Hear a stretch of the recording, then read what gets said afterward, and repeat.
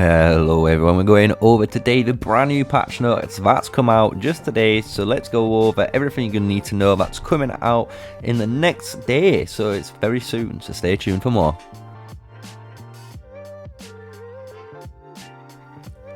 So yes, we're going over the patch notes today guys. It has just come out, so if you go into the system mail, you're going to be able to see that here, and obviously with this is the update. So the update comes out on the 15th, which is tomorrow. It's going to be another 2 hours, so anyone who knows the update process, it's normally around 2 hours anyway, which is great. But it comes out tomorrow, so this is going to be a very fast update coming into the game. And so before we go, obviously over what's these different sections, you know, remember guys, smash a like, comment and subscribe to the channel.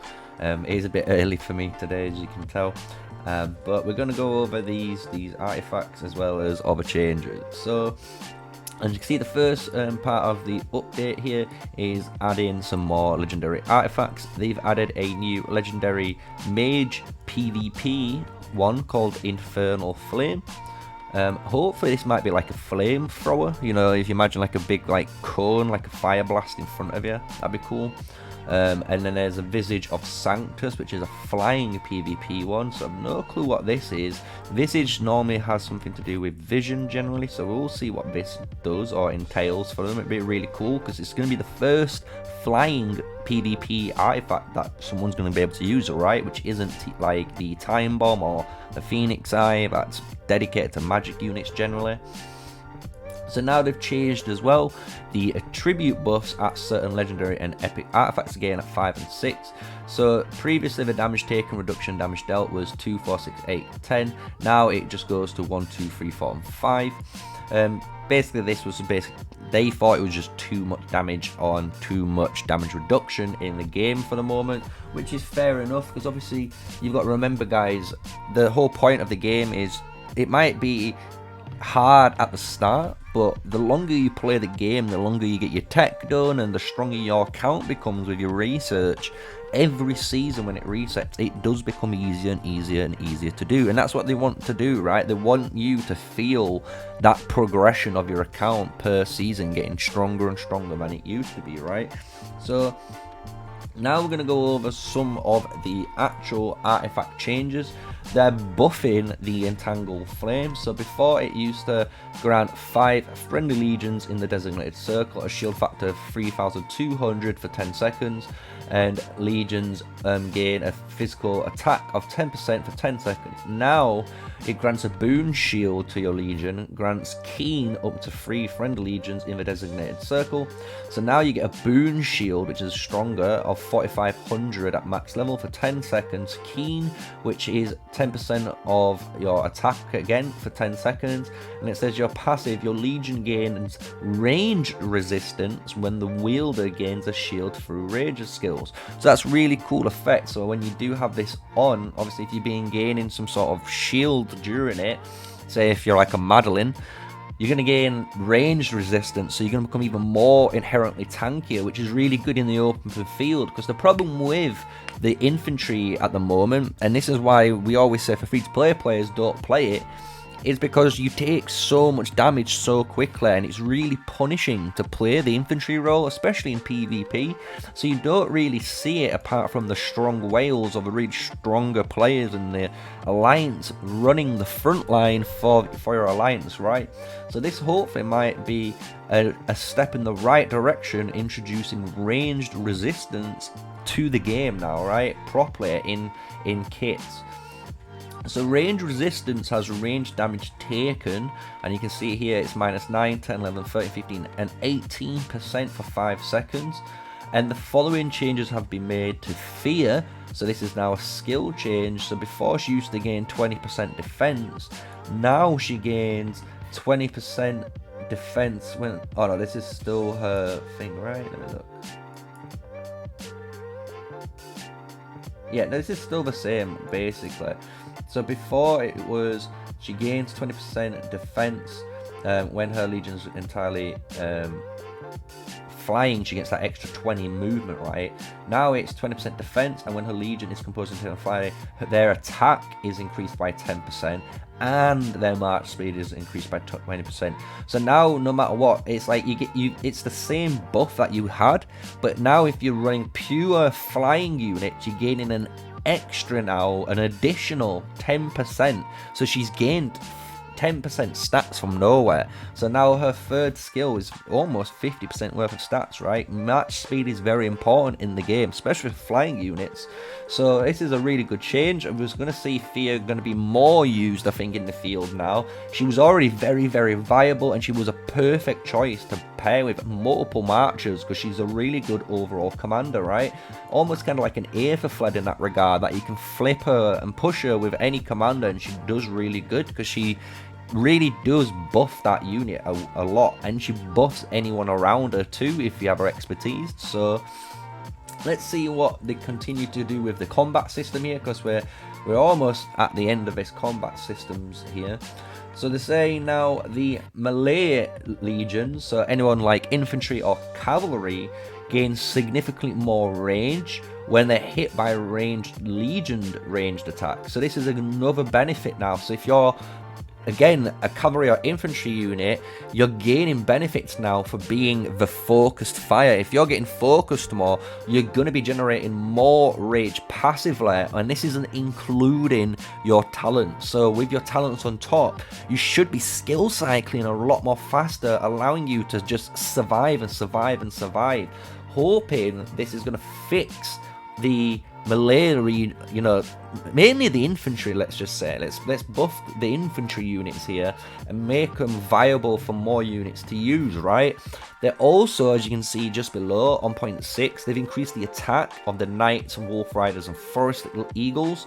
So now the cavalry units have got a little bit more strength to them, so when they do get around you and they do catch you on that flank, they're gonna be able to get you and obviously hit you with that big damage buff, right? So now we've got a little bit more to go. I'm gonna just finish up on this little section here before we get go crazy and get more in depth into it. But the best thing they've done here is 7. 7 is one thing you guys should be reading a lot of and trying to understand what this means. So they've added infantry a unit skill. So now infantries have something unique to them, which is really good, because before, infantries realistically were just kind of basic units, and this is now giving infantry units a character, right? They're giving them the role, which is really good. So now they've got Rampage.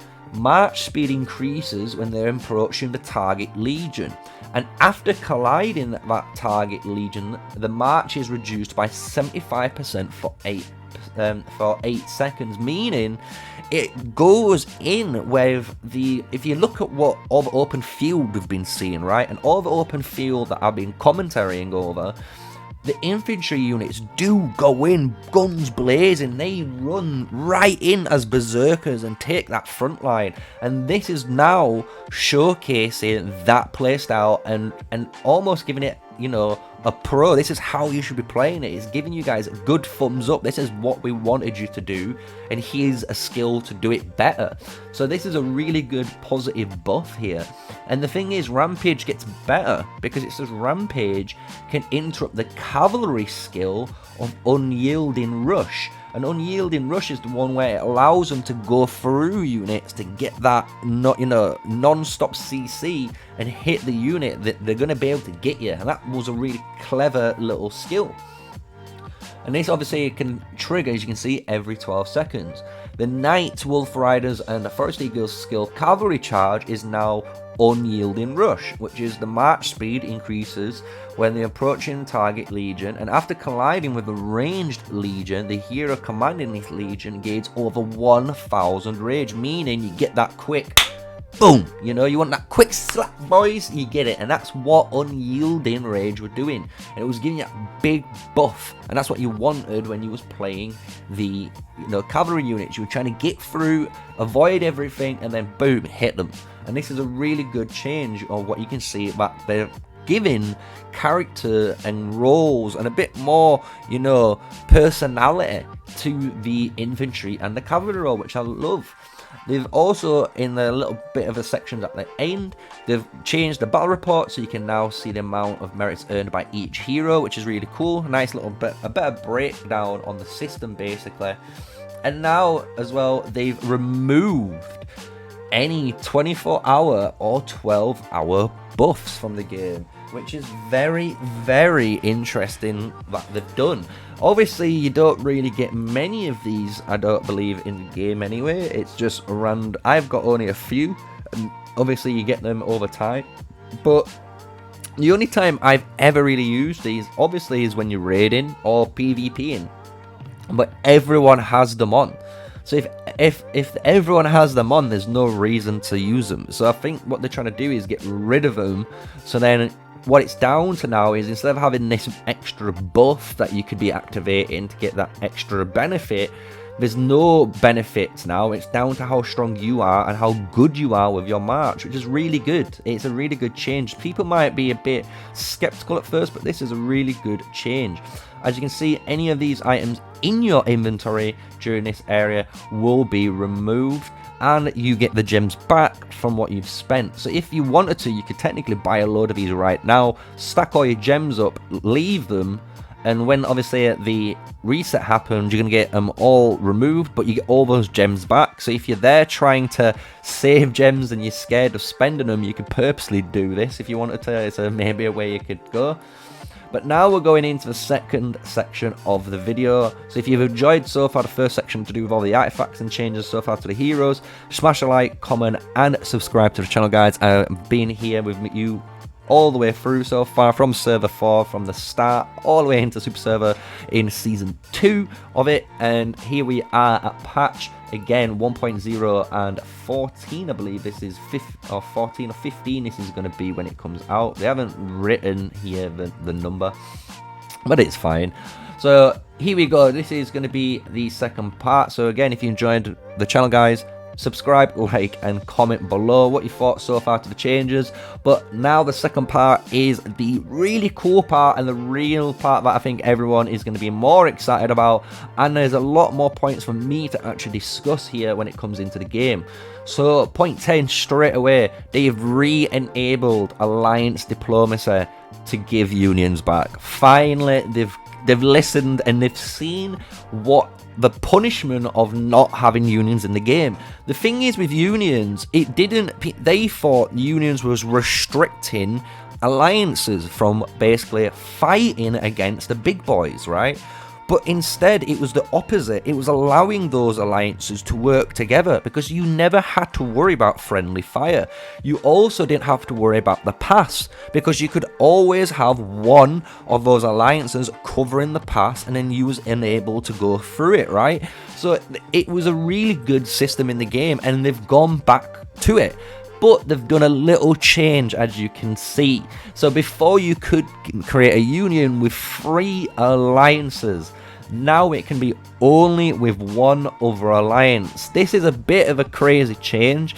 Obviously, if you're in Super Server 1, there's going to be a load of drama in alliance chats and kingdom chats that I'm going to hear, and I can't wait for the popcorn. You know, I'm getting the popcorn out and listen to everyone moan and stuff. But it does say you can ally with only 1. Obviously, for TA and TM, this isn't a problem. You can get a brother and sister alliance like so, and they're going to union. You've got GRZ and UAH, again, 2 great allies. So they're going to union, and now you've got that cluster of 4 allies. So now you've got GOD as well as BDL did do a merge with the SS alliances. So them 2 alliances are really big now. So again, the GOD and the BDL alliances could ally, and you've got your union set up now for those 2. And then the SS like 18 and the SS10 or NT45, for example, whoever's left over, the other 2, those would be in the second union, and you've got a better structure of this is the front line and then it's the second line, and you can, you know, work together a lot more fluently, in my opinion, with this change still. So I'm glad they've put it back in the game. Maybe over time they might increase it to 2 instead of 1, but again, we'll see. So far we've had 0. 0 was the worst, 3 was amazing. Everyone loved 3 still. This is now 1. So we're going to see how much of a difference 1 does. Is 1 just a, you know, a perfect balance where you can have a nice structure of unions set up and have a fair game set up, you know, or do they feel like you need a second one there or a third one, you know, again, and go back to the original plan? So this is a really good change, obviously, for everyone who's been in the game so far. Part 10, really good change. Part 11 and 12 is a really crazy stuff that's going into it.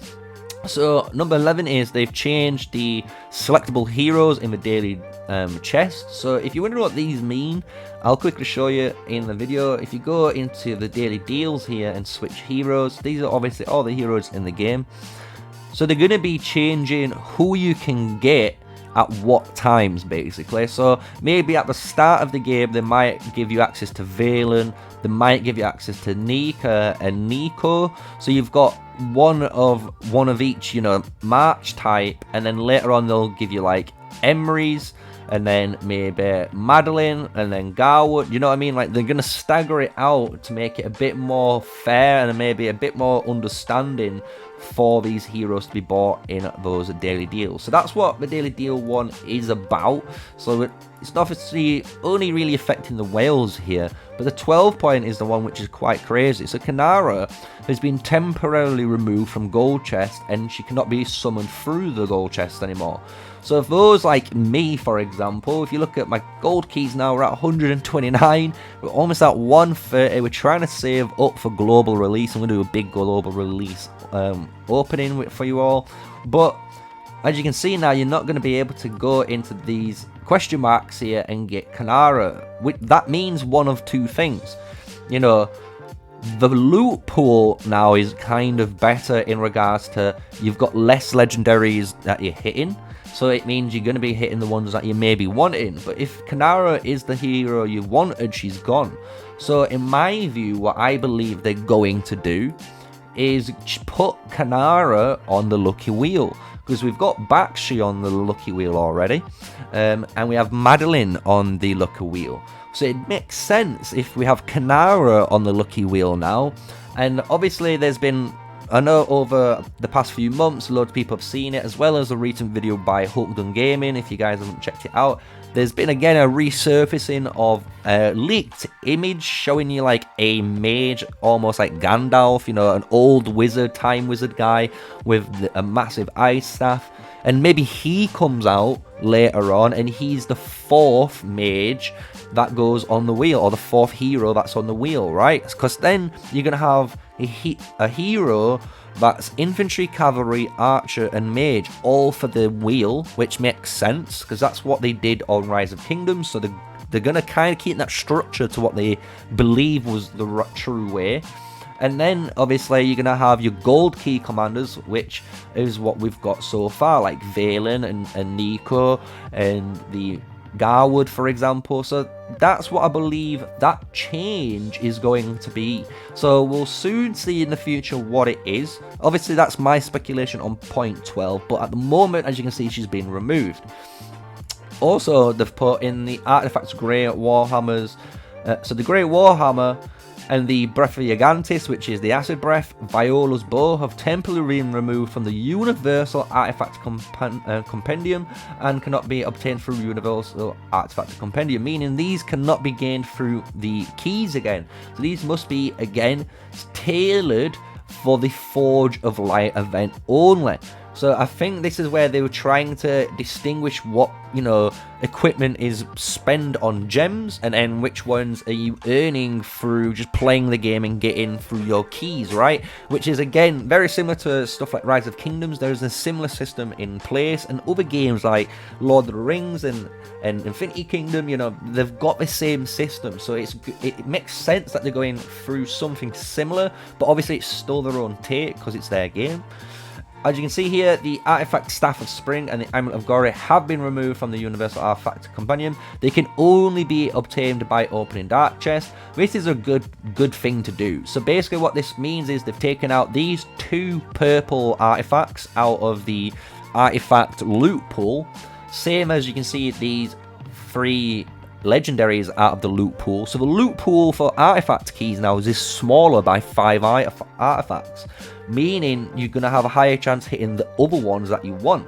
And by doing so, as you can see here, they've put these two in the dark chest area because they are more PvE orientated. So when you're going and clearing those dark chests and you got those superior ones, you're going to be gaining that PvE content artifact, so you can clear the content easier.